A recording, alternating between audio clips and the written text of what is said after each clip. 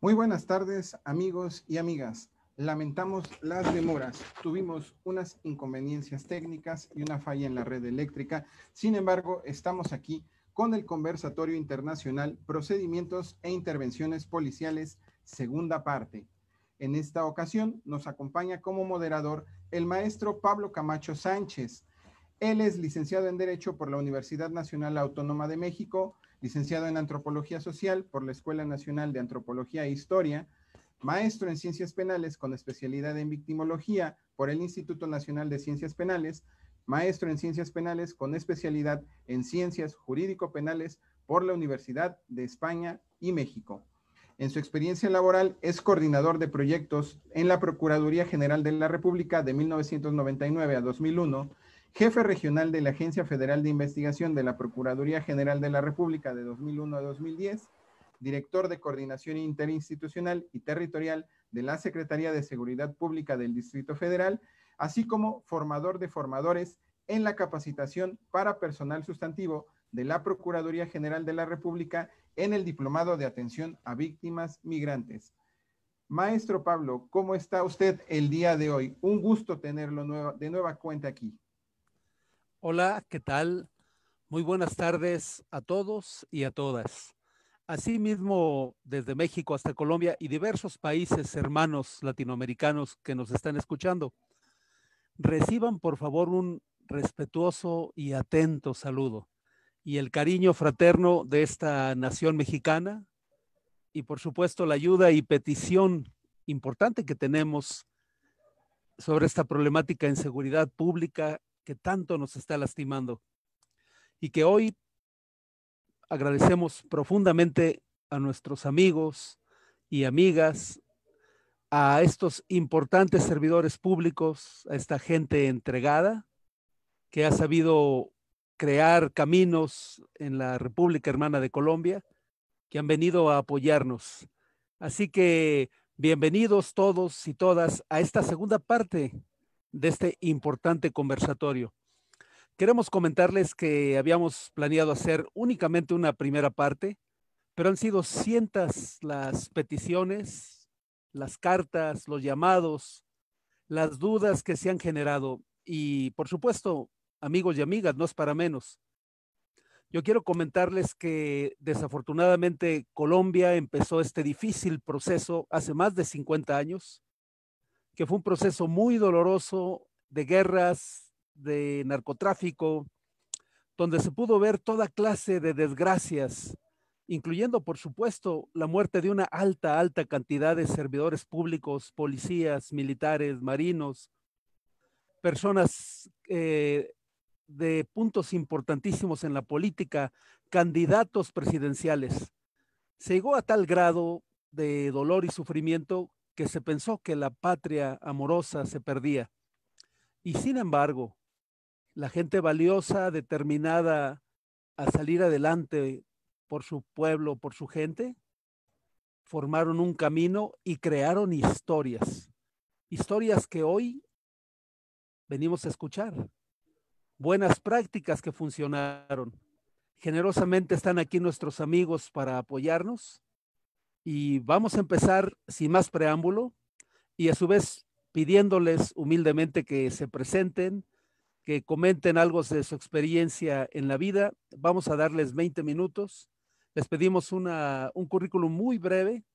Sabemos que es de más de 50 hojas, ya hemos visto algunos, pero por favor, muy breve y vamos a darle el uso de la voz a nuestro amigo, el máster Lenin Sánchez. Máster, por favor, adelante, tiene 20 minutos. Gracias, doctor Pablo. De verdad me siento... ¿Cómo me escuchan? ¿Sí me escuchan bien ahí? ¿Cómo estamos ahí en el máster? Ok, bien. Gracias, doctor Pablo.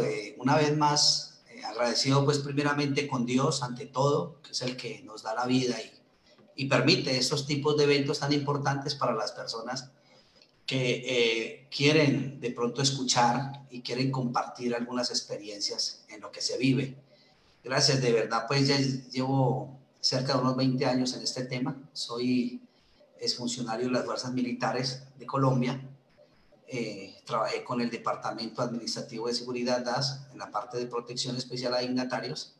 en la Unidad Nacional de Protección, soy investigador en Seguridad y Vigilancia Privada a través del Ministerio de la Defensa certificado con resolución. Soy presidente de TCU, Técnicas de Combate Urbano, que es un sistema que se ha instalado, inclusive ya en Bolivia, algunos policías bolivianos lo han utilizado y tiene que ver con el cómo me defiendo con mi arma cuando llegan las personas, el delincuente llega a esa extrema corta distancia. Y pues la idea de esto es llegar a cumbre en algunos países. Ya tenemos en Bolivia, tenemos en Perú, tenemos en Ecuador. Hoy hablaba pues con alguien de Italia con ganas de instalar TCU en Italia y por ahí de pronto en Serbia, por allá por Europa, cerca de Croacia. Estamos en esa tarea.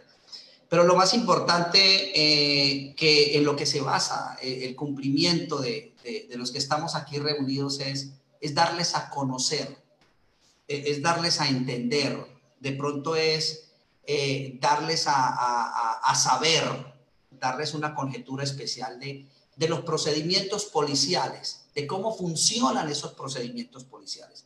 Hablábamos la clase pasada, el interventorio pasado, hablábamos sobre los artículos de los códigos de conductas de algunos funcionarios encargados de hacer cumplir la ley. Y les decía a ustedes que los funcionarios encargados de hacer cumplir la ley solamente dice que la norma como tal de derechos humanos que se tiene que utilizar estrictamente la fuerza cuando sea necesario, que el uso de las armas de fuego se considera una medida extrema. En este momento en Colombia estamos pasando por una situación, ayer, anoche, una situación bastante drástica con los enfrentamientos que se han vivido en la capital de Colombia entre policías y la ciudadanía. Algunos policías de pronto, en lo que se ve a ciertas grabaciones, supuestos malas intervenciones, malos procedimientos, que tienen un nacimiento, digamos, en falta de experiencia, en falta de conocimiento. Entonces, es lo que queremos hoy observar, de cómo es que actúan estos funcionarios policiales de una forma un poco descabellada con la población. Entonces, vamos a mirar sobre el uso de las armas de fuego. Estábamos hablando de que en este tipo de intervenciones policiales se considera una medida extrema. Es importante, y vuelvo a reiterarlo, se debe hacerse todo lo posible. ¿Por qué? Por excluir el arma de fuego, por tratar de no utilizarla, excepto cuando un presunto delincuente ofrezca resistencia armada y ponga en peligro ante el funcionario o a terceros, es decir, la vida de otras personas, y no pueda reducirse o detenerse al presunto delincuente aplicando las medidas que han sido enseñadas en la escuela. Entonces, lo que queremos ver hoy en día es el por qué se dan esos errores. ¿Por qué se dan esos errores en la mayoría de intervenciones? Estamos en estos momentos, reitero, viviendo un problema bastante dramático en Colombia, con enfrentamientos de la policía que van a temas de heridos, inclusive hasta de muertos en este momento. Entonces vamos a mirar, lo que yo quiero mirar aquí es el por qué se dan los errores en la mayoría de intervenciones policiales a nivel Latinoamérica. Y para comenzar es necesario saber que existen 4 tipos de intervención policial. Siempre en donde usted lo quiera ver, existen 4 tipos de intervención policial. La primera intervención policial son con fines de identificación. Es decir, conocer quién es el sujeto, corroborar la identidad con su documento y si tiene antecedentes o requerimientos por la justicia. Ahí es donde viene el problema. Ese es el primer tipo de intervención. En el primer interventorio que tuvimos, hace aproximadamente unos 20, 15 días, hablábamos de que una cosa es la intervención y otra cosa es el procedimiento. La intervención es cuando llego yo allá a ese lugar, cuando solicitan el apoyo policial, el apoyo policivo, y es donde llega allá el funcionario, el funcionario público, llega a actuar. Entonces es como llegar a intervenir. Después de que yo intervengo, entonces viene el procedimiento que tiene que ir tajante a la ley. Y cuando hablo de la ley estoy hablando del ordenamiento jurídico, tajante a los derechos humanos, tajante en que cuando el policía va a actuar tiene que tener en cuenta el Código de la Policía Nacional, de su país, no importa el país que sea. Sabemos que en Latinoamérica existen diferentes tipos de policía. En México existe policía municipal, policía, bueno, en fin, distrital, en fin. Y tenemos que ver con este tipo de procedimientos. Entonces hay que tener en cuenta, el policía va teniendo en cuenta en esa intervención el código policial, los derechos humanos y el código penal de su país. Entonces el primer tipo de intervención son con fines de identificación. Hey, amigo, venga, un momento, hágame un favor, permítame su documento. ¿Quién es usted? Entonces estamos hablando de las distancias que existen. Primero es con fines de identificación para conocer quién es el sujeto, para corroborar su identidad, su documento y si tiene lógicamente antecedentes o requerimientos por la justicia. El segundo tipo de intervención es cuando se está enfrente a la comisión de delitos en flagrancia. Importante. El segundo es cuando el policía ve la flagrancia, es decir, es testigo de lo que está haciendo, entre comillas, la persona malintencionada, el presunto delincuente, el presunto infractor. Entonces es cuando la intervención se da por motivo a que hay una flagrancia, es decir, en el acto mismo delictivo. La tercera intervención que nosotros tenemos es por mandato judicial. La disposición emitida por el juez con respecto a la captura de una persona, es decir, lo que conocemos como las requisitorias. Cuando hablamos nosotros de las requisitorias, estamos hablando del Código de Procesamiento Penal de cada país latinoamericano que se necesita emanada por un juez de la República, la orden, solicitud por un fiscal, debido pues teniendo en cuenta todos aquellos parámetros que son importantes para poder llegar a la legalización de una captura, para poder llegar a privar de la libertad a una persona de pronto que ha sido solicitada. Entonces, esa es la tercera intervención policial que tenemos. Y la cuarta intervención policial es el detenimiento de vehículos por diversas circunstancias. Es decir, dentro de un operativo, el vehículo sospechoso por orden operativa, ¿para qué? Para identificación vehicular o en flagrancia vehicular por algún delito.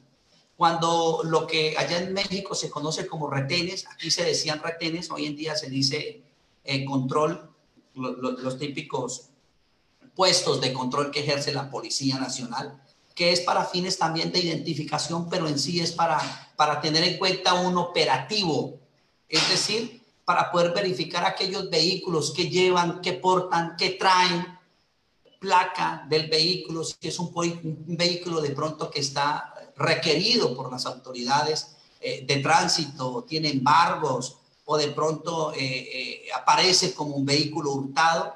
En estos días, por no decir exacto, antier, la policía en Colombia para un vehículo en un puesto de control, la policía de caminos, la policía de carreteras en Colombia, y aquellos dos tipos no hicieron caso omiso aquel requerimiento, aquel cuarto requerimiento, y el carro evadió. Inmediatamente la policía colocó en pos su dispositivo, sus operaciones, con el fin de detener, de someter a aquellos delincuentes que lógicamente llevaban algunos cargamentos de elementos ilícitos, por no decir marihuana, pues lo que comúnmente se conoce. Entonces ahí vemos los cuatro tipos de intervenciones. Reitero, la primera intervención es con fines de identificación. La primera intervención policial es con fines de identificación.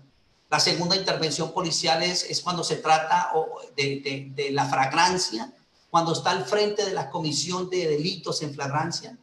El cuarto es por mandato judicial y el tercero, perdón, y el cuarto es un detenimiento, la intervención de detenimientos de vehículos por diversas circunstancias. Dentro de un operativo puede ser de pronto un vehículo sospechoso que ha sido radiado por radio, que ha sido informado de sospecha, por orden operativa para identificación vehicular de pronto, o en flagrancia vehicular por algún delito. Entonces ahí tenemos, primero que todo, antes de mirar esos errores que se viven, es importante tener en cuenta y enseñarle al policía allá en la escuela que cada procedimiento es diferente, que la intervención se debe de hacer con la misma actitud, pero el procedimiento es distinto. Hay unos, de pronto se ven los errores policiales en que toman el procedimiento en el tercer intervención con el procedimiento de la primera intervención. Es decir, que aplico el tercer procedimiento en la primera intervención. Entonces ahí es donde llegan los problemas, ahí es donde llegan las dificultades. Bien, dependiendo del nivel de resistencia, y es importante que de pronto usted escuche esta parte, dependiendo del nivel de resistencia, el efectivo policial puede hacer uso de un determinado nivel de fuerza, ya que existe siempre un riesgo latente en la sociedad. Siempre vamos a tener riesgos latentes en la sociedad. Por ahí hay un sistema de gestión de seguridad y salud en el trabajo a nivel mundial que se le llama o se le conocía, antiguamente se le conocía como salud ocupacional. Inclusive en las instituciones militares y policiales ya se implementó. Y uno de los riesgos, aparte de los riesgos que tenemos nosotros, eléctricos y todo este tipo de cosas, hay un riesgo que está latente 24 horas cuando salimos de la puerta de nuestra casa al andén, y es el riesgo público. Cuando nosotros hablamos de riesgo público, estamos hablando de que existe un riesgo latente en la sociedad. Y el riesgo público está dedicado a la delincuencia. Se refiere a las personas, aquellas que son malintencionadas, aquellos que están fuera del marco jurídico y que están en contra de la violación del ordenamiento jurídico como tal, de las ordenanzas de cada país, en cuanto a la Constitución, en cuanto al Código Penal, en cuanto a los derechos humanos, en cuanto a todos estos tipos de códigos que nos prohíben a nosotros el actuar mal como miembros de una sociedad activos, como ciudadanos de buen parecer. Entonces, en primer lugar, es importante recordarle que el policía, que aquel procedimiento policial tiene un riesgo latente en la sociedad, que hay un riesgo que se vive a diario, 24 horas en la sociedad, puesto que somos una sociedad de riesgo público, como le decía anteriormente.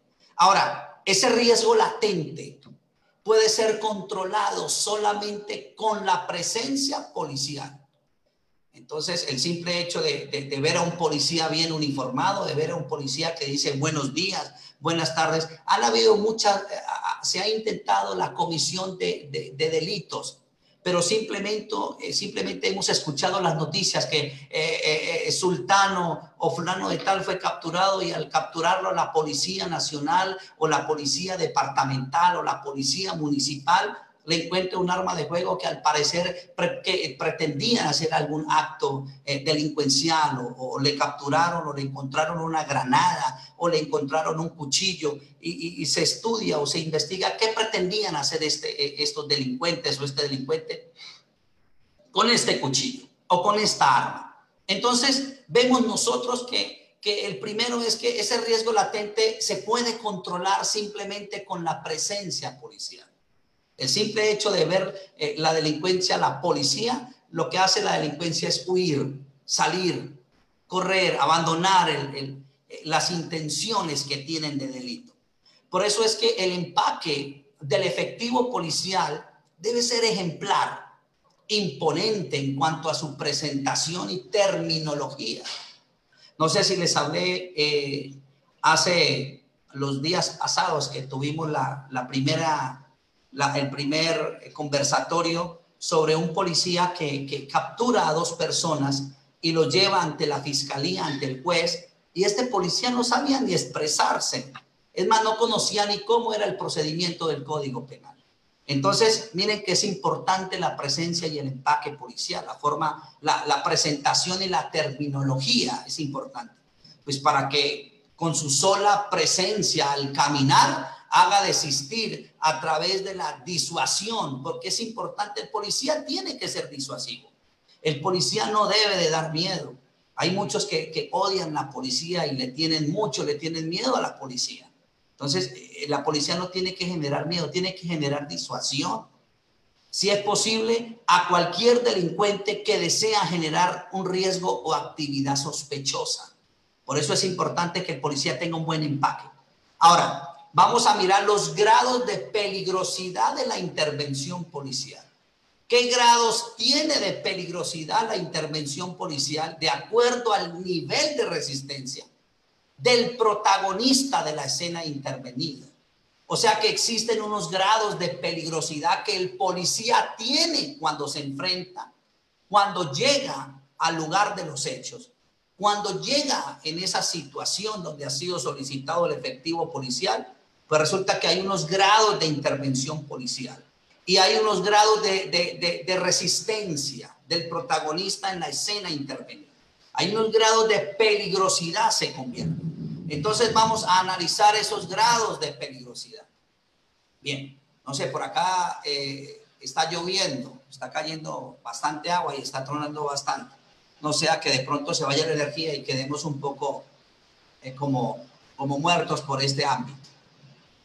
Entonces, vamos a hablar del primer escalón. El primer escalón. En el primer escalón tenemos, como decíamos anteriormente, que solo la presencia policial puede hacer resistir al sospechoso. Este primer escalón lo conocemos como el riesgo latente. Y el riesgo latente se puede someter y se puede minimizar con la presencia policial. Ahí es donde vienen los errores en los procedimientos. De que antes de que la policía haga presencia con su empaque, de pronto el policía, antes de hacer su presencia, ya inmediatamente va al choque con el ciudadano. ¿Debido a qué? Debido a la falta de capacitación, de pronto debido a la falta de terminología y de ética profesional que debe de tener un buen policía. Miren, hay algo importante. Importante es algo. Muchos dicen que la educación, de pronto que el alto estudio es educación. Conozco a muchas personas que han tenido un alto estudio y ni siquiera dicen buenos días, buenas tardes, ¿cómo están? El estudio no es educación. Los principios y los valores que aprendes desde casa, esos son los que nos determinan si somos educados. Hay de pronto en las incorporaciones en las escuelas de policía que o se le filtran a los psicólogos o se le filtran a aquellos reclutadores de aquellos, personas que están compitiendo por pertenecer a diferente policía, de acuerdo al país, que como que esa parte y esos principios hacen de que es el primer escalón del riesgo latente el simple hecho de la presencia policial no exista, debido a las personas o aquellos policías que de pronto son seres que se creen como un poco más altos que otros y miran al ciudadano por encima del hombro. Eso en las escuelas de policía es lo que hay que organizar. Antes de que, ¿desde dónde nace eso? Eso nace desde casa. Desde el momento en que estamos con las entrevistas con el policía ya en la casa, la entrevista domiciliaria, vemos el comportamiento desde casa del policía. De pronto altivos, de pronto groseros, de pronto déspotas, de pronto con faltas de ética, de pronto con faltas de urbanidad del policía. Y por eso es que vemos al policía que cuando llega a la intervención, que cuando llega al escenario llega dando patas, llega dando puños, llega dando puntapiés, llega dando insultos. Entonces ahí vemos que el primer error que tenemos en el primer escalón, que es el riesgo latente que se vive, como que la presencia policial ya no importa, como que esa presencia policial como que se está acabando. Yo recuerdo que antiguamente la presencia policial no daba miedo, daba respeto ver a un buen policía, que con el simple hecho de decir buenos días, buenas tardes, buenas noches, en un procedimiento, llegar con educación, tratar de organizar la situación. Recuerde que en el primer conversatorio dijimos que existían dos contactos. El contacto verbal va primero y después va el contacto físico. En esta parte hay un contacto verbal. La simple presencia policial, buenos días, con que vean el uniforme. El segundo escalón, es decir, el segundo escalón ya es el que hay un cooperador. O sea, si hay una intervención policial, tenemos un sujeto y ese sujeto es cooperador. Entonces el efectivo policial lo único que utiliza es la verbalización. Me hago entender. Cuando llegamos al lugar, a la escena de donde se solicita la presencia del agente policial, si existe un sujeto que es cooperador, una persona que se deja que el policía le hable, que le solicite, si él es cooperador, ahí solamente va a haber una verbalización entre el policía y el ciudadano. Ese es el segundo escalón. Estamos hablando de esos niveles de fuerza, de esos niveles de enfrentamiento. Estamos hablando de esos niveles de peligrosidad. El tercer escalón, el tercer nivel, es cuando existe o cuando el policía se enfrenta con un sujeto no cooperador. Es decir, que cuando existe un sujeto no cooperador, el control, el control de contacto policial ya debe ser físico. Primero habíamos visto un control de contacto policial, pero verbal, porque había un sujeto cooperador. Porque existe. Se me acabó el tiempo. Penosamente sí, muy importante, muy interesante lo que menciona. Solamente queremos comentarle, maestro Lenin, que hoy en México tenemos una policía federal de reciente creación. En los últimos 5 sexenios hemos creado 5 nuevas, diferentes policías. Y hoy, desgraciadamente, nuestra Policía Federal, llamada Guardia Nacional, sufre el escarnio y la burla de las sociedades. Es generalmente sometida, se dejan entregar, entregan armas y demás, como pasó recientemente en el norteño estado de Chihuahua, y es una noticia a nivel nacional donde los elementos desgraciadamente fueron rebasados e inclusive desarmados. Obviamente esta problemática que le menciono se puede combatir precisamente con el trabajo policíaco, como nos lo ha mencionado. Agradecemos mucho su intervención, maestro Lenin. Vamos a continuar ahora con el capitán Héctor Herrera. Por favor, mi capitán, en este momento son 5:34, tiene 20 minutos con el uso de la voz. Adelante, mi capitán. Maestro Pablo, muchas gracias. ¿Me escuchan muy bien? Por favor, me dicen si me escuchan bien. Perfecto, muchas gracias. Bueno, su servidor Héctor Herrera, capitán retirado del Grupo de Operaciones Tácticas de Alto Riesgo, Grupo Multidisciplinario y Multinacional, OTAR.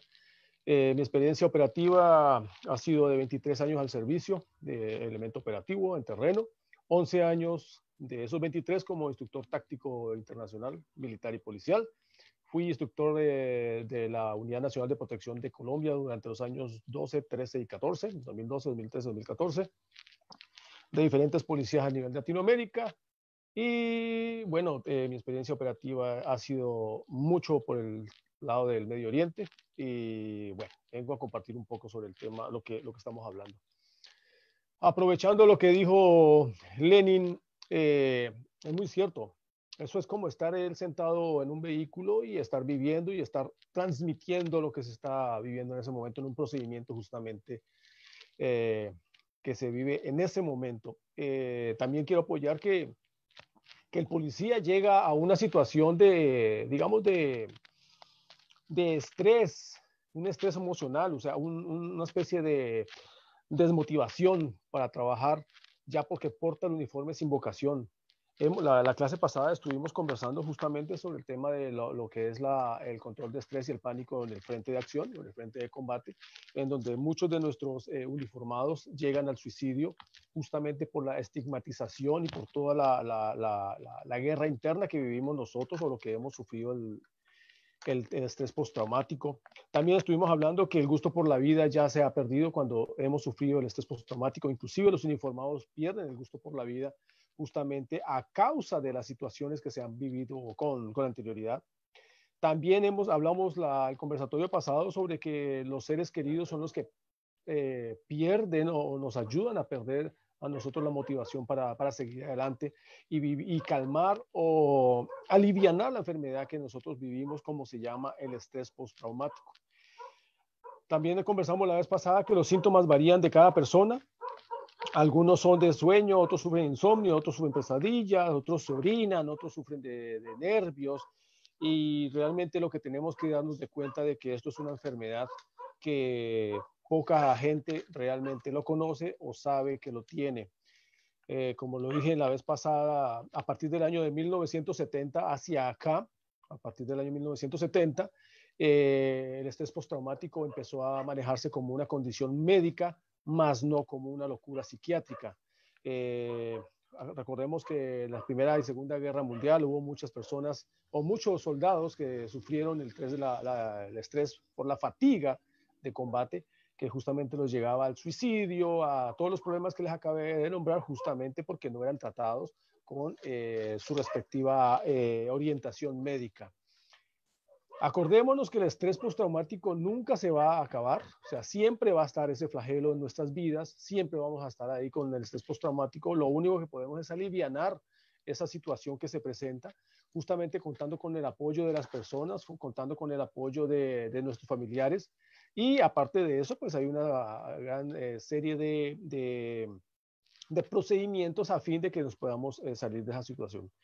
Comparando a México con Colombia, sabemos que en el año 2018-2019 hubo un censo poblacional de México que fue de 126 millones, 127 millones mal contados. Si de pronto estoy equivocado, le agradezco al maestro Pablo que me corrija. En México, 126 millones. Y mientras que en Colombia pues hay una población mal contada también de 50 a 55 millones, estamos hablando de personas que no han registrado su cédula y todo. Y la tasa de suicidio, referencia entre México y Colombia, es muy alta en México. Retomando lo que conté la vez pasada, en los últimos años se registraron 185 suicidios en Colombia, mientras que en México en los últimos 2 años fueron 364. Y de los cuales pues tuvieron muchos factores, como era el conflicto entre parejas, el déficit de estrategias, el no saber llevar a cabo esa situación del estrés postraumático. Aparte del procedimiento policial que Lenin estaba comentando, debemos tener en cuenta que hay muchos, o sea, el policía ahora actúa, antes el policía se veía como un amigo, justamente la población antes al policía lo veía como un amigo. Infortunadamente o desafortunadamente, el policía ahora se ve como un enemigo. O sea, realmente el que llama al servicio de 911 o el primer respondiente policial no sabe cómo le va a ir, no sabe cómo le va a llegar, si realmente va a servir de ayuda o va a ser un problema más, como lo que está sucediendo últimamente. Anoche en Colombia se sucedió que a una persona por un procedimiento tal vez llamado exceso de fuerza.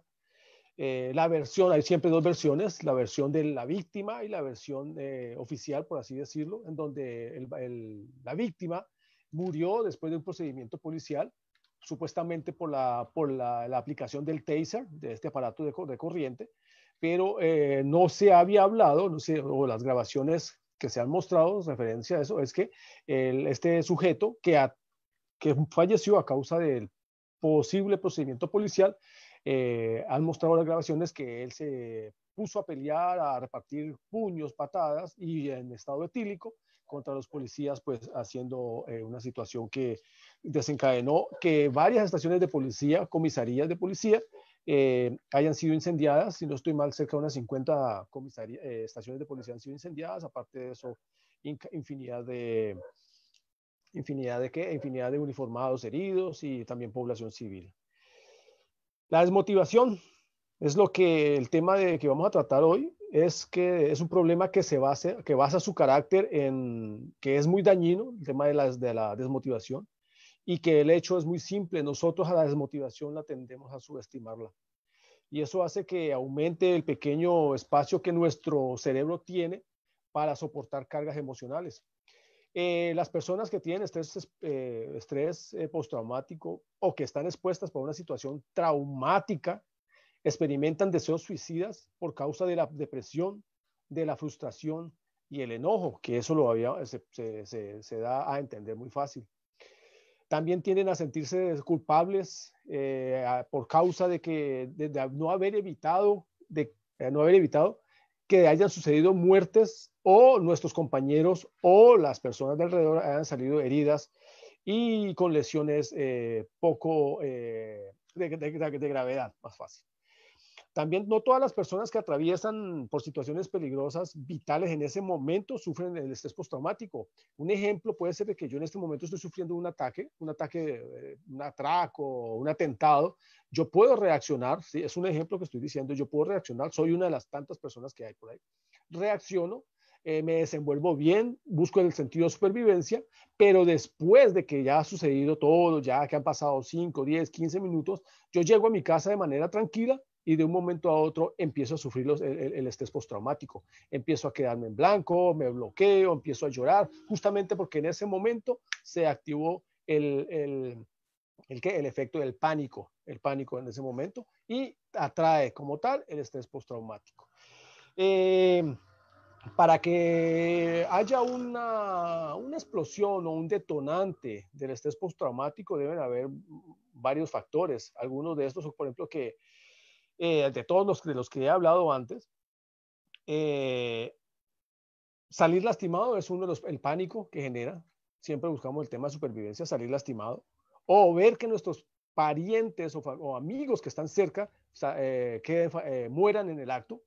También tenemos otros factores, es que podamos recordar traumas infantiles, es decir, que nosotros como hemos sufrido algún trauma infantil, hemos logrado tapar o disimular, o nuestro cerebro ha hecho lo posible por tratar o disimular esos traumas infantiles que hemos vivido, bien sea abuso sexual de niños de 4 años hacia atrás, que todavía su mente pues, se puede modelar un poco, se puede trabajar un poco a fin de que podamos alivianarle la carga emocional que tiene o la tragedia que sufrió en su infancia.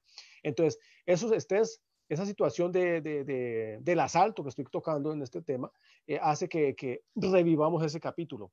Otro factor que puede evolucionar para que detone el estrés postraumático de manera después es la impotencia y la frustración, justamente que es por el causa de no poder lograr algo, por no sentirme, por no haber logrado salvar la vida a mis compañeros o a las personas que estaban alrededor del evento que sucedió en ese caso.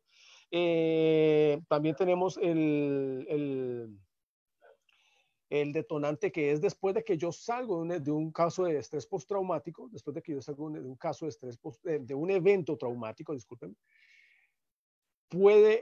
me puede desencadenar ya un estrés, un alto nivel de estrés, es la parte de la pérdida inmediata de un familiar o inclusive de la parte laboral. Salgo yo de la parte del asalto, del atentado, me fue bien, por decirlo así, no me ha pasado nada, tengo el susto, tengo el miedo, tengo terror, tengo pánico, pero no ha pasado nada. Tiempo después es posible que un familiar mío fallezca, tiempo después es posible que yo pierda el trabajo a causa de la tragedia que viví. Eso desencadena que yo ya entre a tener los síntomas del estrés postraumático. Los antecedentes mentales míos, que yo haya tenido esquizofrenia o tal vez alguna situación de un familiar que por parte genética me transmita las enfermedades mentales. Ya puede ser bipolarismo, esquizofrenia, conducta desordenada, etcétera, etcétera, etcétera. Además de eso, la idea de todo esto es que nos enfoquemos en buscar apoyo con la familia, porque desafortunadamente cuando un policía o un uniformado se enfrenta a un grupo de personas, ya no hay respeto, ya ese respeto que haya ese uniformado se perdió. Antes, como decía Lenin, antes había un ideal de ser policía. Yo recuerdo muchos amigos de infancia al colegio, yo quiero ser policía y me gustaría ser policía. Actualmente, o infortunadamente, los policías son cualquier persona, es policía. Todo esto es a causa de que el policía en este momento lo toma como, no como vocación, sino laboral y buscando las prestaciones, digamos, sociales que puede tener, pero realmente no son muchas.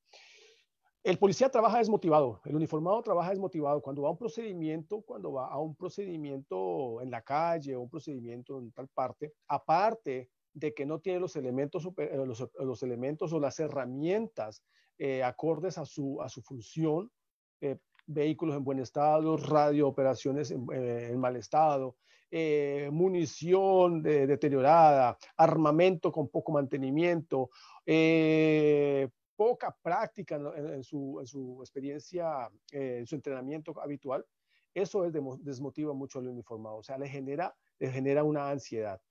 Tocando el tema de la ansiedad, volvamos al capítulo de Lenin, donde dicen que hacen un acercamiento a un vehículo, en donde el policía siempre con ansiedad se va a acercar a un vehículo. Realmente el policía lo que hace es irse anticipando a una fantasía de temor que siempre hay, que es que seamos atacados de sorpresa. Porque los vehículos por lo general vienen muchos con sus vidrios o cristales polarizados, oscuros, y por lo general siempre se tiene ese temor a que cuando se baje el vidrio o no sabemos quién o cuántas personas están dentro del vehículo puedan reaccionar. Si yo voy solo o voy con mi compañero, con mi pareja, el temor ya se convierte en un pánico colectivo. Entonces, esa es la idea de que se controle el pánico, como lo habíamos dicho la vez pasada. Ahora, un vehículo se detiene. Sabemos que una persona se abre el cristal de la ventanilla, el uniformado le solicita los documentos, empieza a hacer la verificación de documentos como tal, todo es correcto. El policía, en un mal procedimiento, o por sospecha, solicita el cateo, la revisión del vehículo internamente. Bien dice un dicho que el que nada debe, nada teme. El civil no, sino el conductor está en el derecho de decir si lo dejo entrar a que revise el vehículo o no lo dejo entrar.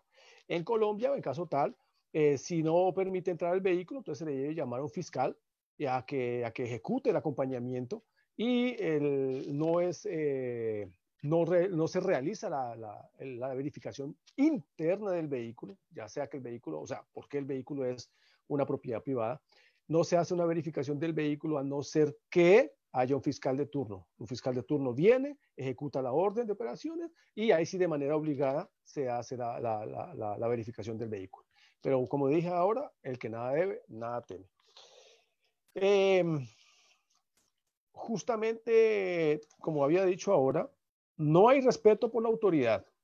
Ustedes han podido ver, observar en diferentes o infinidad de videos en donde los policías son agredidos después de ser llamados de unas supuestas situaciones vamos a decir, de pelea callejera, en donde llega el uniformado y efectivamente hay dos borrachos peleando o bueno, una riña por cualquier índole, en donde uno de los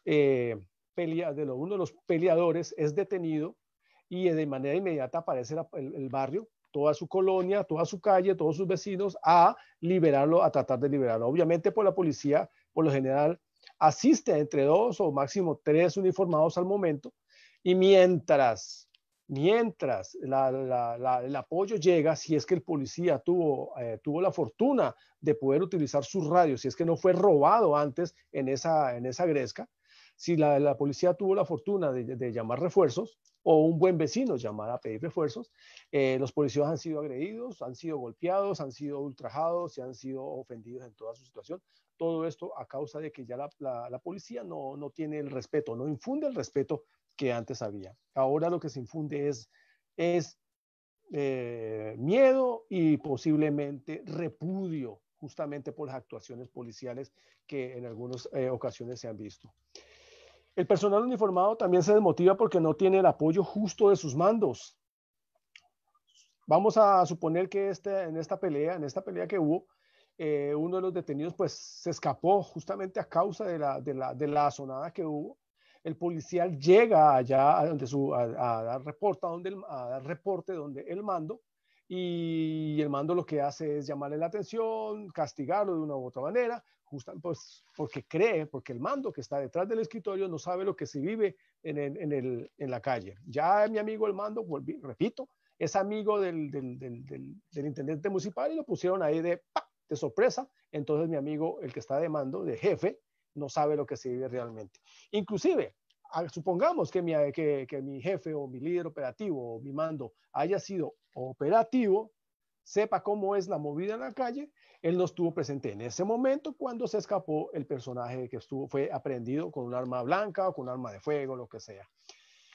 Otra parte de la desmotivación que tienen los uniformados, que también eso es, o sea, nosotros como uniformados policiales, militares, civil especializado, no hacemos nada con cambiar la estructura policial, con tener personal realmente apto en las líneas policiales, en las filas policiales, si la justicia no es aplicada correctamente. Yo como militar, como policial, no hago nada con capturar a una persona, llevarlo, ponerlo a disposición ante el juez para que a las 6 horas o al otro día, a más tardar, quede liberado. Ahora los bandidos tienen más conocimiento de las leyes, más conocimiento de la justicia que el propio uniformado. Eso es porque el bandido ha estado más tiempo en las cárceles o más tiempo en los procesos judiciales y se conoce de pe a pa, o sea, de arriba a abajo, los artículos. Y mis amigos los jueces, que son fáciles de engañar, ellos se conocen el 99% de las leyes, por así decirlo, pero ese 1% llega a un bandido mucho más habilidoso y le saca antecedentes judiciales en donde le dice, el abogado le dice al juez, bueno, vamos a basarnos en el caso número 387 del año 1954, de donde Juanito fue liberado inmediatamente porque el tribunal le dio el visto bueno al delito que cometió, pero como no fue captado en flagrancia, entonces va a salir. El juez, pues por no quedar mal de ingenuo o tal vez de ignorante, dice, ah, sí, efectivamente, bueno, entonces vamos a darle el sello de salida y lo libera inmediatamente. Entonces, nosotros como elementos policiales y militares y civiles especializados no sacamos nada con llevar, o sea, cumplimos la función de llevar al personal ante la justicia, ante el juez, y la fiscalía se encarga de hacer todo el procedimiento para inculparlo, pero el juez no hace nada. Bien dice por ahí, o bien se dice por ahí, o yo lo digo de manera personal, que la justicia es una cosa, la justicia es lo que está escrito en el papel, mientras, disculpa, la ley es lo que está escrito en el papel, mientras que la justicia se aplica al más tonto, al que no tiene poder. Realmente eso se aplica a ese. Ahora. Excelente. ¿Ya? Mi capitán, sí. Desgraciadamente el tiempo corre siempre, y comentarle nada más de su muy importante comentario que ha hecho, decirle que aquí en México tenemos policías, no tenemos una policía nacional, sino policías en cada municipio. Por ejemplo, el estado de Oaxaca tiene más de 500 municipios y cada municipio tiene su propia policía. De estos, ninguno, que yo sepa, tiene sistemas para rehabilitar a los elementos policíacos después de que han tenido una confrontación, un enfrentamiento, y lo único que hacen es tal vez cambiarlos de zona, moverlos de turno y que continúen trabajando. Tiene como consecuencia que la policía en México, al no verse apoyada, lo que hace es simplemente dejar que los delitos pasen, se voltea para otro lado y ignora las desgracias que están ocurriendo. Y este es el cáncer que tenemos. La policía ha dejado de actuar. Y en algunos casos peor, se ha vinculado con la delincuencia, porque no tiene seguridad la policía en su trabajo, y la realidad es que por cualquier motivo insignificante los dan de baja del trabajo o inclusive pueden llegar a la cárcel. Es una grave crisis policíaca la que hoy tenemos aquí. Mi capitán, muchísimas gracias. Bueno, ahora nos toca el turno esperado, mucha gente lo está esperando, de nuestra querida doctora Yenit. Adelante, doctora, por favor. Buenas tardes a todos, doctor Pablo. Buenas tardes al ingeniero, mis compañeros de ponencia y a todas las personas que nos están viendo y nos escuchan. Sean todos bienvenidos a este segundo conversatorio. Y bueno, yo sí voy a ser muy breve porque quiero decir muchas cosas. Bueno, soy psicóloga clínica con énfasis en neuropsicopedagogía, salud mental en el niño y el adolescente. especialista en conducta criminológica, fundadora de 2 institutos, el Instituto Mente Vital NIS, que trabaja con los chicos con problemas de sustancias psicoactivas, y el Instituto Forjando Corazones, que trabajamos de la mano con la alcaldía y la gobernación de la ciudad donde actualmente resido, que es en Pereira Risaralda. Trabajamos con niños, adolescentes, jóvenes y las familias.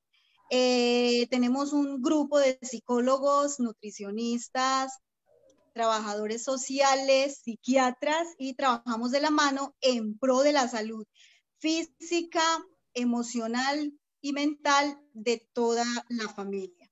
Bueno, ahora sí, sin más preámbulos, me podría quedar contándole muchas experiencias que he tenido con estos jóvenes, y me encanta trabajar con las familias, los niños y los adolescentes, pero yo hace 15 días, les decía yo a mis compañeros, empecé de atrás para adelante, y hoy quiero comenzar con la conducta criminal desde el factor, quiero hablarles un poquito, desde el factor genético, ¿cierto?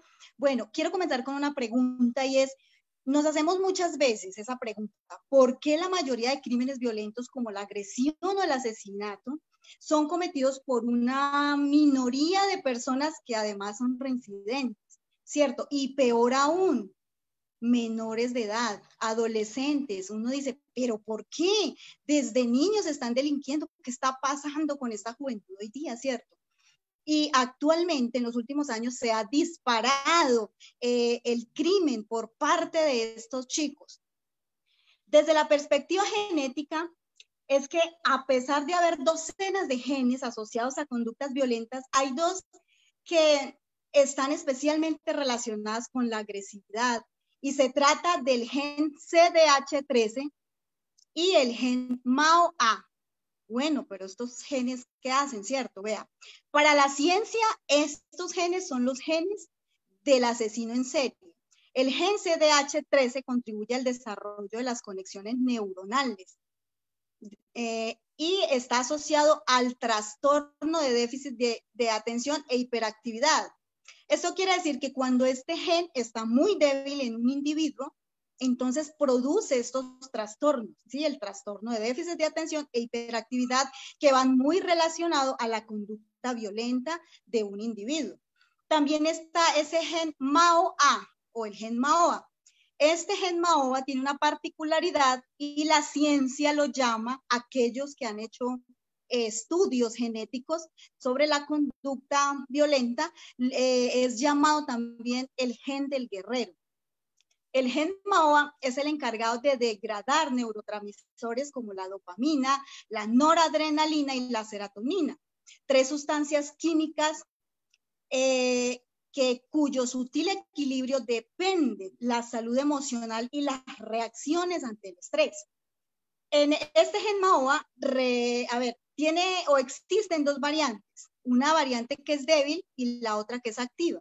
La versión débil del gen es la que no cumple bien su función para descomponer dicha sustancia, ¿cierto? Entonces, cuando actúa como mensajeras cerebrales, entre ellas la serotonina euforizante, es decir, que la serotonina, cuando llega al cerebro cargada de euforia, pues obviamente esto hace que el individuo tenga una conducta violenta. El gen se encuentra, les voy a decir dónde se encuentra este gen, se encuentra en el cromosoma X, de los cuales los hombres tienen 1. Sabemos que el hombre tiene el cromosoma X y el cromosoma Y, ¿cierto? Nosotras las mujeres tenemos los 2 cromosomas X. Entonces, ¿qué pasa? Como a muchos de los hombres nacen con este cromosoma defectuoso, por llamarlo así, no tienen un repuesto, ¿cierto? Entonces, los hombres son los más afectados para adquirir esta conducta violenta. Por eso nosotros a veces no encontramos muchas mujeres delincuenciales. Sí las hay, claro que sí. No estoy diciendo que no, claro que sí. Pero si nos ponemos a hablar con ellas, viene por otros factores de venganza. Bueno, no sé si ustedes de pronto han visto o vieron en alguna manera la serie Las Mujeres Asesinas. La mayoría era por venganza, por problemas con su pareja, por problemas de otras personas, ¿cierto? Y se volvían criminales. Entonces, en la mujer, pues no es mucho este defecto, ¿cierto? Bueno, ahora bien, esto les hablé un poquito, o sea, el tema es muy extenso en lo genético, pero esto no quiere decir que este gen solamente es el responsable de las conductas violentas, claro que no. Existen muchos factores que influyen en este comportamiento, como las experiencias violentas. Quizás, como le decía el capitán ahora, un abuso sexual en la niñez, ¿cierto? La cultura, la familia también afecta, la sociedad, ¿sí? Donde hay familias con padres consumidores de sustancias psicoactivas, padres criminales, alcohólicos, maltratadores, padres ausentes, que es lo que más estamos viendo ahora, los padres ausentes, porque resulta que ahora los padres están trabajando los dos, ¿cierto? Por la economía, y eso es entendible, pero le dejan al cuidado de los chicos a los abuelos, y los abuelos son personas de la tercera edad. Entonces, si es un adolescente, pues imagínese usted unas personas de la tercera edad cuidando adolescentes, no saben realmente con quién salen, cuáles son sus amistades, si realmente cuando dicen que van al colegio, si van realmente al colegio o no lo hacen, o para dónde van, o qué clase de amistades tienes. Entonces es muy difícil, y esto hace que se agrande mucho más la perspectiva de que el chico se vuelva delincuente. El consumo de sustancias psicoactivas quizás desde la niñez o desde la adolescencia, y ya sigue en la juventud, y se llega hasta las bandas criminales, delincuenciales, y de ahí empieza a formar esa vida delincuencial. Entonces, debido a todos estos factores, los adolescentes y los jóvenes han tenido problemas con la ley, y yo pienso que es en todos los países, o sea, esto es general. Bueno, pero ¿qué podemos hacer para ayudar a estos jóvenes que están sumergidos en la delincuencia, ¿cierto? Sea por la razón que sea. Bueno, yo les voy a contar lo que se está haciendo en Colombia para mitigar este problema con los chicos. En Colombia, la ley 1098 del 2006, que fue instituida el 8 de noviembre, ¿sí? En esta fecha se expide el Código de la Infancia y la Adolescencia, el cual tiene por objeto establecer normas sustantivas y procesales para la protección íntegra de los niños, las niñas y los adolescentes, ¿cierto? Garantizar el ejercicio de sus derechos y libertades consagrados en los instrumentos internacionales de los derechos humanos. En la Constitución política, las leyes, así como su restablecimiento también. Dichas garantías y protección serán obligatorias, y escuchen esto, por favor, yo sé que aquí deben haber muchos padres, muchas madres, ¿sí? Estos derechos están en la obligación de tenerla la familia, la sociedad y el Estado. Miren que aquí estamos, en primer lugar, está nombrando la familia. La familia es el primer lugar donde los chicos, es la primera escuela de los chicos, donde los chicos o los padres empiezan a formar mejor los valores en sus hijos, el carácter de sus hijos, ¿cierto? Luego la sociedad, sí, que está llamada a tener una muy buena conducta para que estos jóvenes puedan seguir estas conductas que ayuden a la sociedad. Y obviamente el Estado con todos los programas que beneficien a estos jóvenes. Bueno, en este conjunto y con el sistema de responsabilidad penal para la adolescencia, que está integrada la justicia restaurativa para los adolescentes infractores de la ley, junto con la Policía de Infancia y Adolescencia, han desarrollado programas que han dado resultados positivos, ya que miren, el porcentaje de delitos cometidos por adolescentes y jóvenes han disminuido aquí en Colombia, y se ha logrado disminuir la delincuencia aquí en Colombia, la delincuencia juvenil, en un 32% entre el año 2015 y el año 2020, ¿no? Según ha sido el informe de la Policía de Infancia y Adolescencia. ¿Qué hizo o qué hicieron todas estas instituciones? Se hizo un trabajo interdisciplinario. entre colegios, entre alcaldías locales y el apoyo de los padres de familia, que pienso que es el apoyo más importante para estos muchachos o los niños que están empezando a conocer todas estas reglas. Entonces, esto ha permitido orientar mejor a los jóvenes y brindarles actividades en su tiempo libre. Lo que se ha querido hacer aquí en Colombia es que los niños, cuando salgan de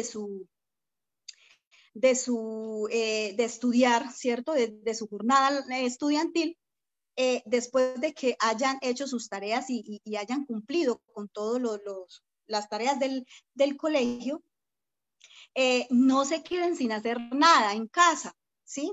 Sino que tengan actividades para hacer. Mire, a los niños, a los jóvenes, a los adolescentes, no se pueden dejar sin hacer nada, porque una mente desocupada, yo ahí tengo un dicho que decía mi abuela, nosotros, algunos de mis hermanos nos criamos con mi abuela paterna, y ella decía, en una mente desocupada, una mente no se puede dejar desocupada, porque se entran cucarachas, y eso es lo que lamentablemente hoy estamos viendo con los muchachos, ¿cierto?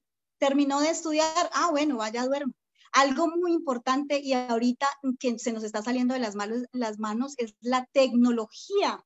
Ese celular los jóvenes no lo suelta para absolutamente nada. ¿Por qué? Porque no hay reglas en casa, porque no hay un horario establecido. Tiene celular, listo, pero entonces de esta hora a esta hora y se acabó. Vamos a tomar lectura, vamos a hacer, no sé, cualquier otra actividad que le beneficie al muchacho, no solamente el celular. Yo estuve, les voy a contar una experiencia, estuve trabajando en una institución educativa como psicoorientadora y hice muchos talleres para padres sobre la tecnología. Entonces, pasó como un mes y yo les hablaba de la tecnología, de sus ventajas, desventajas, las reglas que debían tener los padres en casa. Y como al mes llegó una mamá llorando a la institución y decía, necesito hablar con la psicoorientadora urgente. Y ella lloraba y, bueno, se sentó, le di agua, se calmó. Y yo le decía, ¿qué pasó?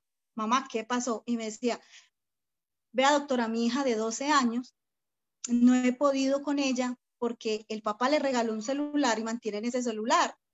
Y resulta que no soy capaz de quitarse.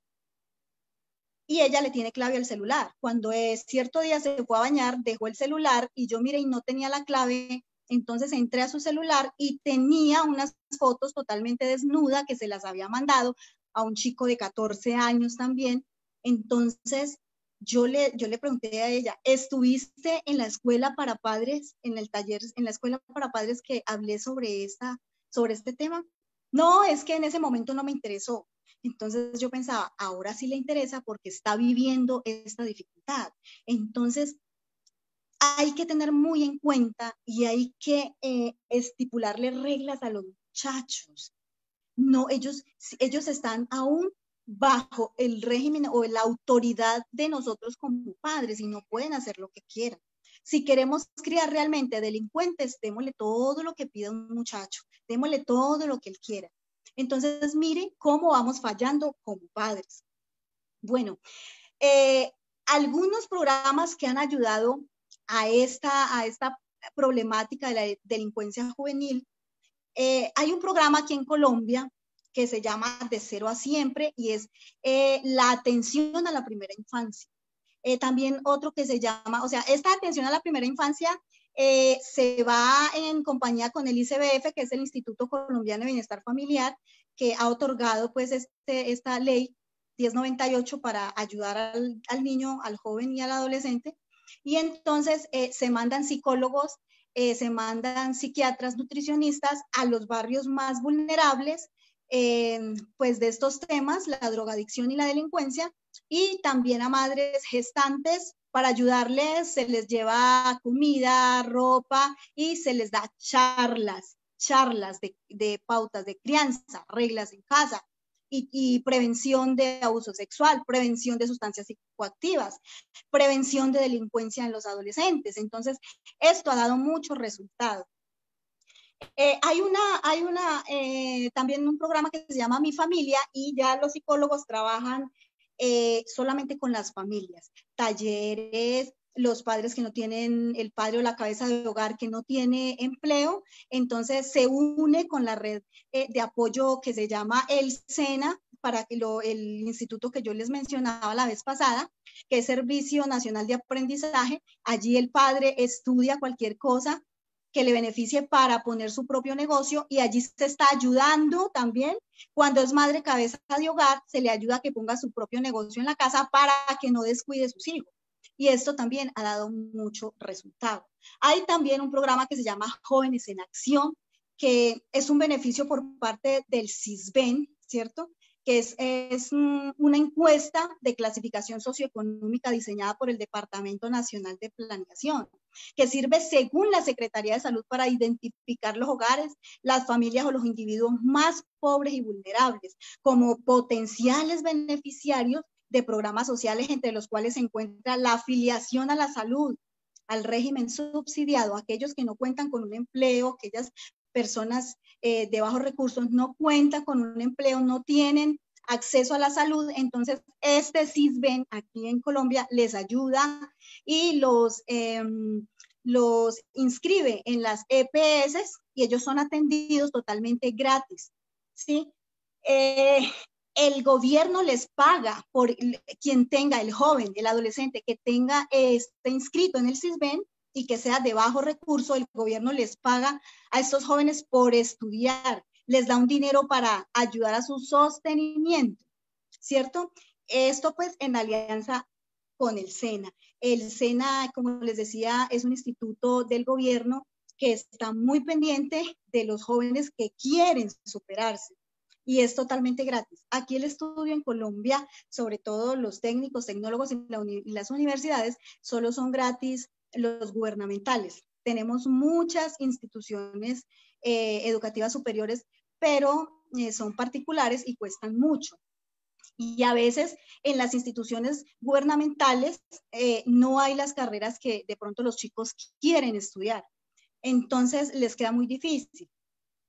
Ahora, el ICBF, en conjunto con la Policía de Infancia y Adolescencia, tiene programas en las instituciones educativas para los padres, los adolescentes, para los maestros. Mire, los docentes en las instituciones también se capacitan.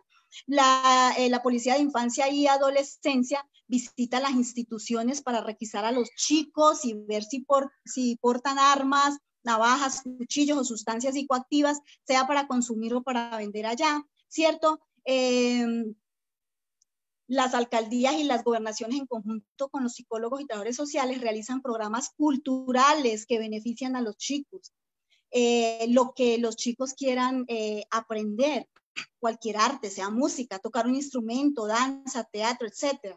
Aquí en Colombia, yo les digo, no nos quedamos quietos, siempre estamos trabajando en pro de todos estos chicos, porque los niños, adolescentes y jóvenes son el futuro de nuestro país, y si queremos que haya un buen presidente, un buen alcalde, un buen mandatario, necesitamos empezar por educar a las familias, ¿sí? Y a los chicos. Bueno, existen también instituciones que muchas personas particularmente han fundado. Y miren, hay algo muy importante para resaltar, y es que estas instituciones buscan los adolescentes y los jóvenes sumergidos en la delincuencia y en la drogadicción, les da techo, les da ropa, les da comida, y estas instituciones, la mayoría son de personas cristianas que profesan el cristianismo. Aquí en Colombia hay mucho cristianismo. Entonces, ¿qué pasa? Les predican la palabra de Dios, ¿cierto? Miren, el Máster Lenin y yo somos testigos de muchos jóvenes que han sido totalmente restaurados y que ahora sirven a la sociedad por medio de estas instituciones, ¿sí? ¿Por qué? Miren, les voy a decir algo. El ser humano siempre necesita de un ser superior en quien creer, en quien activar su fe y poder reflexionar sobre la vida que está llevando. Y estas personas que están haciendo esto, lo hacen con mucho amor, no cobran un peso, les ayudan con trabajo, les ayudan a superar. Si quieren estudiar, el SENA también les está ayudando. Hay algo muy importante del SENA, del instituto que les hablaba, y es que cuando hacen el estudio, ellos salen a hacer su práctica en una empresa. El SENA les consigue la práctica en una empresa. Y si el muchacho es muy bueno en lo que hace, lo dejan trabajando allí fijo. Entonces, esto ha sido muy positivo para Colombia. Hay muchas personas que se han totalmente regenerado en cuanto a la delincuencia y a la drogadicción. El presidente Duque, se me acabó el tiempo, ay, quisiera hablar tantas cosas, pero bueno. Muchas gracias, doctora Yenit. Muy importantes los temas que menciona.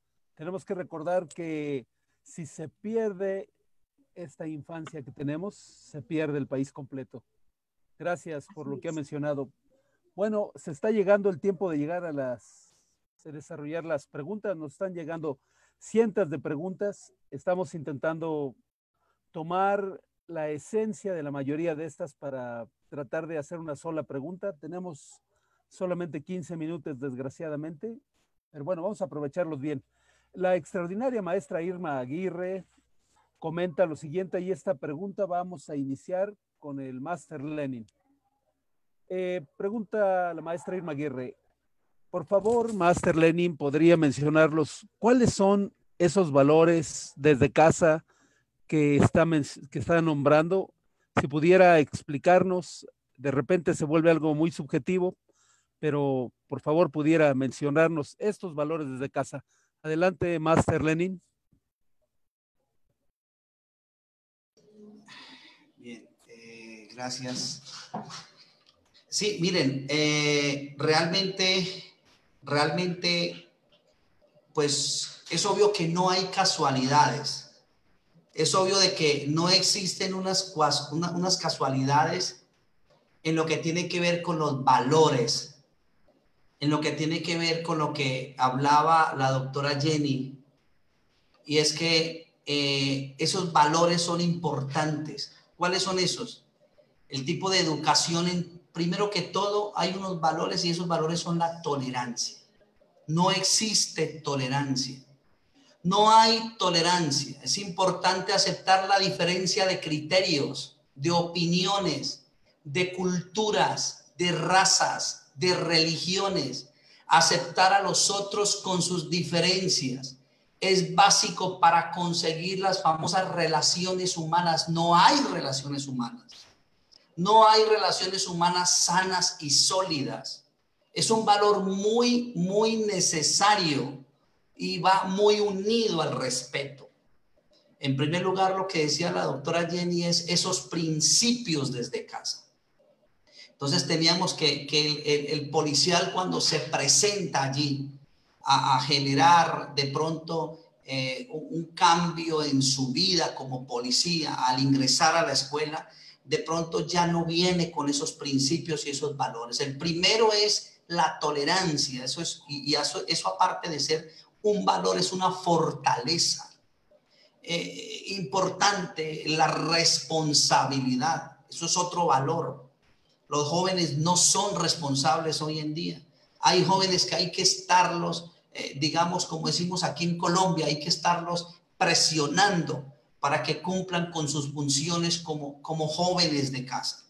Y desde allí, cuando comienzan aquellas irresponsabilidades, es donde el policía, cuando llega la persona de pronto drogada, de pronto llega en la intervención policial, el procedimiento se sale de las manos.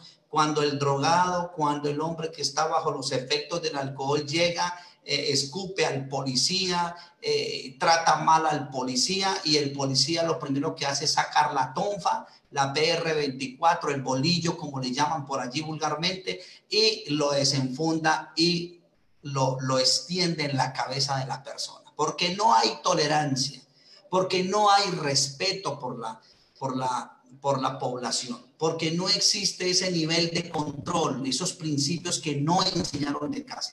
Entonces, primero esa responsabilidad, y el hombre, el policía va disparando sin medir distancias. Es decir, que no se hace responsable de sus actos. Lo que hace es un acto irresponsable, porque no midió esas consecuencias que después pueden llegar a causar daños bastante drásticos en la familia de una persona que asesina y también en la institución. Por eso, como le decía antes, vienen las demandas. Otro valor también importante, esos principios, es la honestidad. Hay corrupción dentro de las instituciones. La honestidad desde niños. No existe honestidad en la casa, en el hogar. Como decía la doctora Jenny, desde niños cobran por los mandados, se quedan con el cambio de la vuelta de la ley. Estamos hablando de procedimientos policiales. Y estamos hablando de intervenciones policiales, pero un efecto desde el primer punto, y es desde la casa, desde el hogar, para tener un excelente policía. Hay buenos policías, hay policías con principios, con valores de responsabilidad, de honestidad, de respeto, de bondad. Hay policías bondadosos, no son malos, hay policías que ayudan, que colaboran. Eso también es un principio de colaboración. Una cantidad de principios. Otro es el principio de empatía, de que esa educación que se enseña al joven desde casa, que tenga esa empatía con los vecinos, que tenga esa empatía con la población. Hay niños desde pequeños, desde casa, son apáticos a las personas, son groseros con las personas, de pronto no tienen esa empatía y van creciendo, solamente se vuelven narcisistas, se aman a sí mismos y como que se vuelven amorosos, amadores de sí mismos y no respetan los derechos de otras personas. Entonces, cuando nos referimos a esos principios, esos valores, hablamos de un respeto. Hablamos de una honestidad para evitar el respeto, para evitar golpes en la población, demandas de las instituciones. Y cuando hablamos de responsabilidad es poder utilizar los procedimientos policiales a cabalidad de acuerdo a la norma.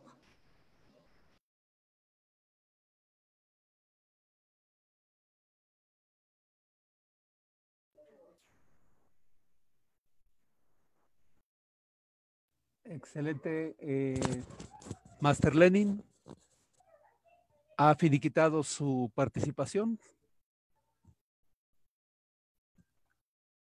Muy bien. Le agradecemos mucho. Muy importante lo que ha mencionado, los valores desde casa. Gracias, Master Lenin. Vamos a continuar ahora con el capitán Herrera. Hemos tratado de seleccionar y de hacer un conjunto de las preguntas tratando de tomar el tema principal, y hay mucho dolor, mucho sufrimiento de los compañeros y compañeras que hoy nos acompañan, que son operativos, y mencionan lo siguiente: ¿cómo se apoya a los policías que han desarrollado enfermedades mentales en Colombia derivadas del trabajo policial, de la operatividad? Porque aquí en México, cuando un elemento policíaco ha enfermado, se le somete a exámenes psicológicos. Estos exámenes se llaman exámenes de control y confianza, y en cuanto se nota que el policía tiene una enfermedad mental, en ese momento ya no se vuelve apto para trabajar y simplemente se le da de baja. Aquí la pregunta es muy clara y pues es al final: ¿cómo se apoya a los policías en Colombia cuando padecen enfermedades mentales derivadas de la operatividad? Adelante, mi capitán, por favor. Bueno, esta pregunta es muy importante y no solamente en Colombia, en diferentes países donde he tenido la gran bendición de estar, he podido compartir con personajes que han sido operativos y han caído pues por el tema del estrés postraumático. Bien se sabe que el estrés postraumático es una enfermedad silenciosa que solamente los que hemos vivido la situación sabemos cómo es. ¿Cómo podemos ayudarnos? Porque realmente esto es una ayuda mutua, no es una ayuda individual. Porque yo de manera individual, si yo mismo trato de ayudarme, yo me voy a ir hacia el suicidio. Entonces yo prefiero, yo como elemento que estoy sufriendo, nunca voy a decir que estoy enfermo mentalmente, o sea, no es que esté enfermo mentalmente, no, simplemente que estoy enfermo con este trauma. Yo no lo voy a decir porque realmente no lo sé que estoy enfermo con este trauma. No tengo este trauma. Según mi cerebro, después de la tragedia, después de la situación vital, mi cerebro me dice que yo sigo normal, yo sigo en combate, yo sigo en acción, yo sigo en situación.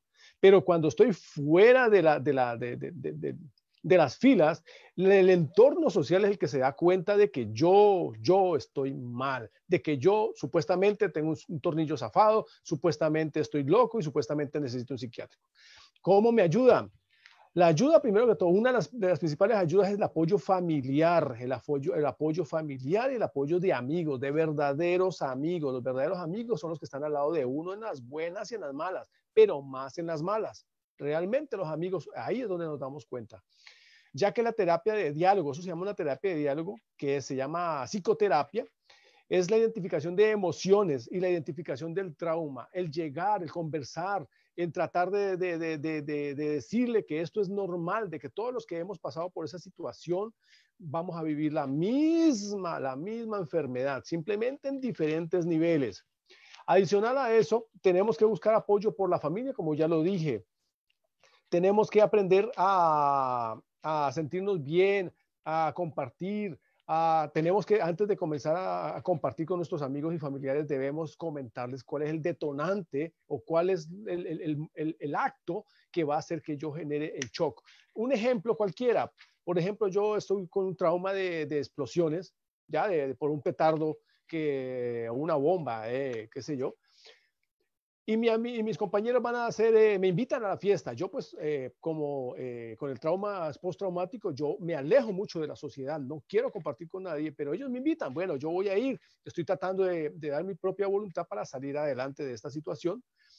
Me voy con ellos, pero yo tengo que decirles a ellos, miren, por favor, no detonen ningún artefacto explosivo, porque eso me trae malos recuerdos.